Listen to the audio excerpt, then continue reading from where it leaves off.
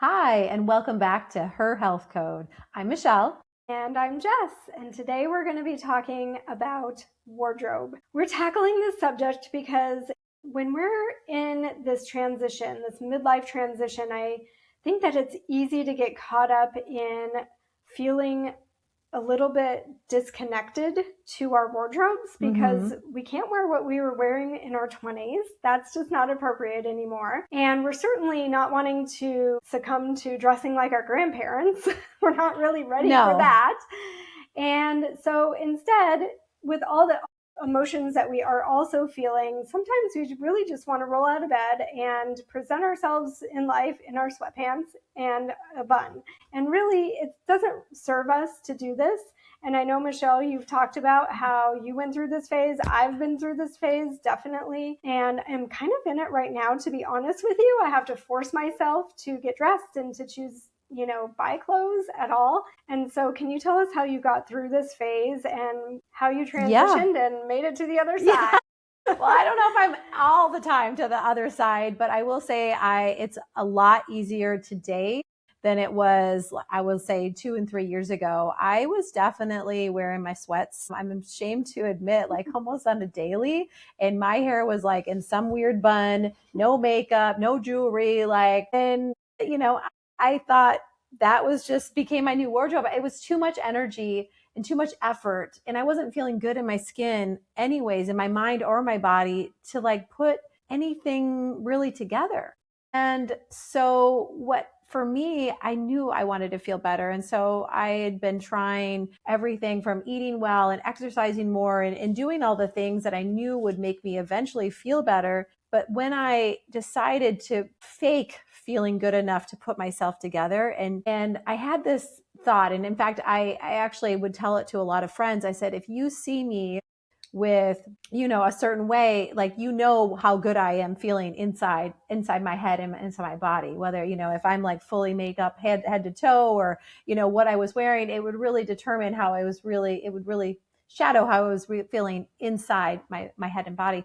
And so in the beginning, I had to fake it.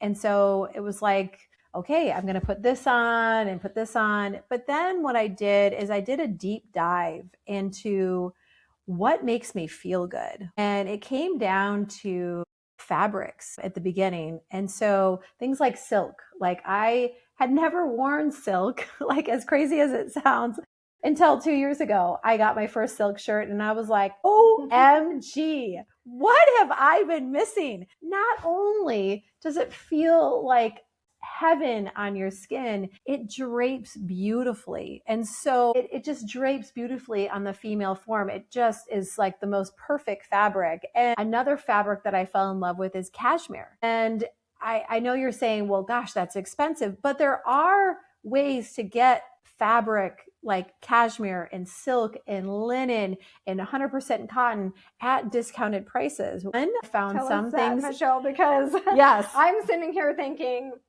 you're $300 seeing dollar for a signs. piece Yes. and maintenance. Yeah. Well, I would tell you is the first thing I found is thrift stores are amazing. Like, in fact, this silk blouse is from a thrift store. I got it for $20. And you can find amazing buys at these thrift stores. And then there's also some different stores now that are coming out with amazing 100% silk or 100% linen or 100% cotton pieces that are actually reasonable. And we can get into more of that in a later episode.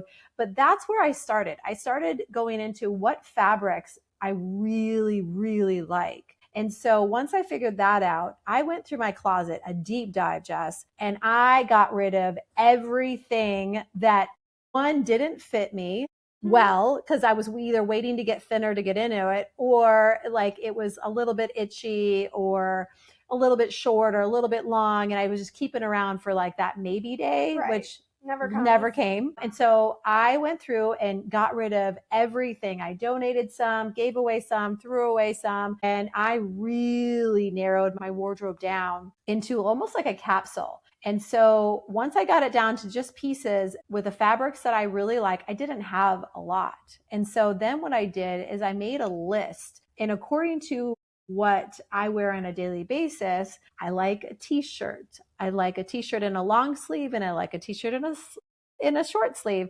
And so I found myself 100% cotton t-shirt, both in a short sleeve and a long sleeve.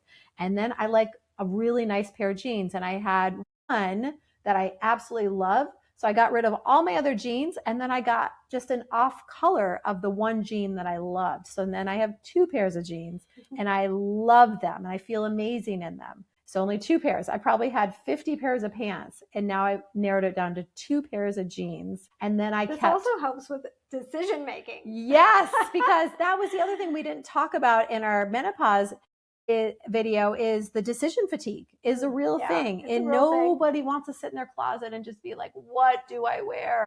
And so when you narrow it down, the other thing I found is that I really enjoy trouser pants. And I don't know if you can see, but I'm wearing one of my favorite pairs of trouser pants. They literally are just as comfortable as sweatpants. And I was like, what have I been missing out on? Sweatpants versus trouser pants? Well, trouser pants, of course, look way better than sweatpants. Yes, and they can dress up, but they can also dress down with a t-shirt and a jean jacket, right? Yeah. And so I wear them both ways. And so my advice for all women is to, one, figure out the fabrics that you like, that drape well, that feel amazing on your skin. And then really the first thing you have to do is get rid of all the other things that you don't absolutely love in your closet. And I know that seems extreme, but the thing is if you want to feel good every day in your clothes, having 10 pieces that make you feel amazing is a far better benefit to you than having 100 pieces that make you feel because your great pieces get lost when you have too many things of the wrong things. And so figure out your colors, which I found a free way to do it. And you can actually just use ChatGPT, which I love, and ask them to be your personal stylist, and they will come back with your best colors for you. You don't have to pay $400 anymore for a color stylist. No, Jess, you don't have to pay that. You can do it free. Which I never would have done. Yeah, you can do it free from the comfort of your home on your phone. And I came back with the most loveliest colors. To give you an example, I was wearing chocolate brown, thinking, oh, it's in style, it's on trend, everybody loves it. But when I was wearing it near my face, like in a sweater or a shirt, I didn't feel that great. But then I came across this brown, and I don't know if you can see this brown, but it's like a more coppery brown. And I was like, wow, I put that on, and I was like, I love the way this brown makes me feel. And so that's what finding out your different colors can really narrow it down for you. So when you do go looking for your few pieces of tops, especially tops, because your pant color won't affect you as much as your top colors, but having the right colors on top are so, so important. So whether you're a warm color tone or you're a neutral color tone or you're a cool tone, those are really important questions, and they can be found for free on ChatGPT. And if you want more information on how I found out my colors and made my shopping that much easier. So there's not really much guesswork about it. Yeah, you're right. So it's really just that question. But if you have more questions, if you're fumbling, and if you're not great with tech and you want some help with that specific question, the question I started with, Jess, was like, can you be my personal stylist and tell me what colors look best on me? So that was my first question. There's the key, is how to ask the question right. I find that sometimes it's all about how to frame the question so that you can get the right answers. Don't use it as your therapist. Exactly. I wouldn't recommend using it as your therapist coach or your doctor. Yes. Definitely not your doctor. So it's just kind of finding little tweaks, whether it's just shopping for the right items or tweaking out the things that make you feel good. But the most important thing is first doing your deep dive in your closet and getting rid of the things that don't work anymore. Yeah. Clutter is something that absolutely at this time in our lives, whether it be in our closet or in our home, our brains can't handle it. It's too much. It's too much chaos. Like it's to sort through. Yeah. It's too much chaos. Yeah. It's very stressful. We don't need it. It's not that we're saying be a minimalist, but you have to think about, you only wear you only wear one top and one pants every day. Yeah. And there is studies showing that some of the most successful people had what's called a uniform to wear on a daily basis. And having a so-called uniform, and that doesn't have to mean the same uniform every day, but having a uniform, a couple different variations of your uniform, makes your life that much easier. So you have more brain time for other things to think about, to be more productive on, other than figuring out what to wear. Yeah, it's easier on the shopping end of things. Yeah. Easier on your budget as well. Absolutely. So less time, less money, less energy trying to figure out what to buy or spending time buying so much, and less time in the morning trying to figure out what you're going to wear. Yeah. So it's a win-win on all ends. Yeah. And what I find all of it to be completely out of my wheelhouse, super overwhelming. And so I just do my best to buy pieces on sale, or if I have time to stop at a thrift store and the patience and energy to go through the racks, which I don't generally find that I have, because it can take a lot of visits and time while you're there to go through the racks. Sometimes you find gems and it's worth it. And sometimes you want to go do that and have time for it. But for me, I like to just look at the places that I know have clothes that I like in the materials, and they're ethically sourcing the materials, sustainably making the products. They're paying people fair wages and good working conditions. So I find those companies that I like to shop with, and I just keep my eye on their sales. I sign up for the newsletter, and then I know what pieces maybe I'm waiting for to go on sale, and I'll just look to see if that piece has made it on the sale in my size and color. And if it has, then boom, I'm done. I get to buy that piece and be done with it. I've changed materials for different reasons. One different reason and one similar reason. One is that natural materials do just feel better and they look better on us because they're quality. And if you think back to our grandmothers, like our grandmothers were not wearing polyester, and well, maybe they were. My grandma had some polyester pants. I do remember that.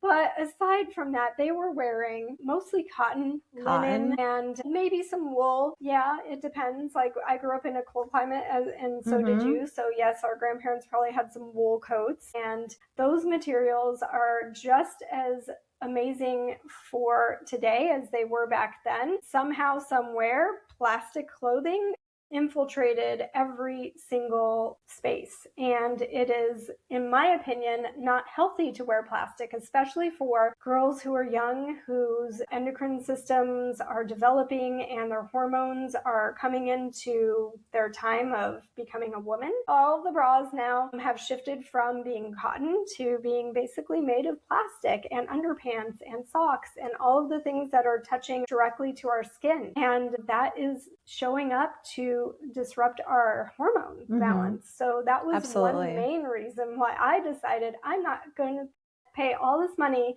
to wear plastic workout clothes anymore, because it's really a cheap material and they don't last. They lose their shape, they get holes, and it just doesn't look great in the first place.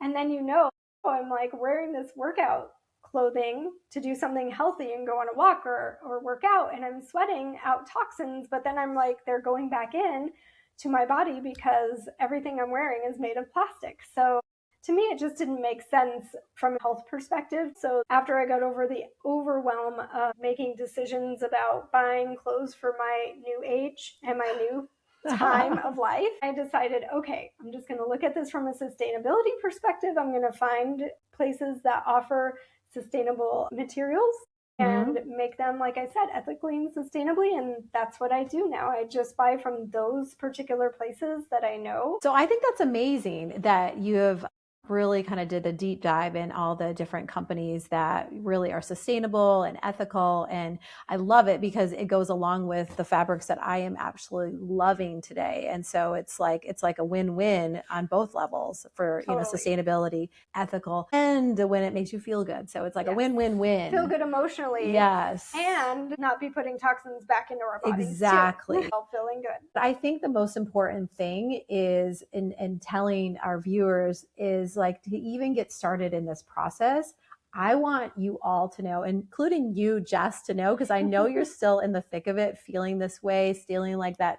It's really hard to get ready, to put that energy going forward. I haven't started my HRT yet. Exactly. You need that HRT. I will have that motivation very soon. But I want you and all our viewers to know that you're beautiful, you are deserving, and it is your right to be able to take this time and allow yourself these amazing fabrics on your skin and to feel beautiful every single day. It is really just, it is that time to just be your vibrant, beautiful self, and you're worth it.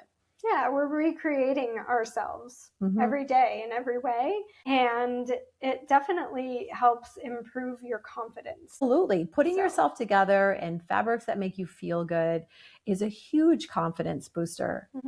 And I think that at this time in life, we really do doubting our, struggles at times, because all of this is quite overwhelming. It is. The things that we're feeling, and, doubting ourselves because we have memory loss and brain fog, and we're like, boy, am I totally losing it? And so your confidence level is going down with all of the things that are happening on a day-to-day basis. And so, if you can start the day by putting yourself together and feeling good about how you're looking, then that is just like a little extra boost that you can give yourself to have more confidence for your day. And then eventually, like you said, you kind of fake it till you make it, right? You fake it till you make it. And it's really not, it's not a vanity thing. You know, a lot of people are like, oh, that's vain, to spend that much time, but it's not really a vanity thing. It's really just, you're not getting dressed for others. You're doing it for yourself. You're doing it to make yourself feel good and to just show the world, how you want to show up in the world. Yeah. And it's like, you have to make that decision. Do you want to show up like looking like, you got sweats and a big bun and, you kind of look like you slept outside that night? Or do you want to show the world like, hey, I'm put together. Like I want to do something here today. And eventually that confidence will match how you're looking. Absolutely. Because it does take time. I've been, trying to slowly piece together things and kind of forcing myself, not every day, but, especially on days where I am going to go out to, be in public, or, or when you're meeting with a client, or when you have an event, those are the times where you got a little extra push, but you have to push it a little bit. You got to push it a little bit. Yeah, it's definitely an important piece to the puzzle of figuring out this whole perimenopause, menopause time of our life, where we're transitioning into our new person. So thank you again for joining us, and have a great day. We'll see you next time.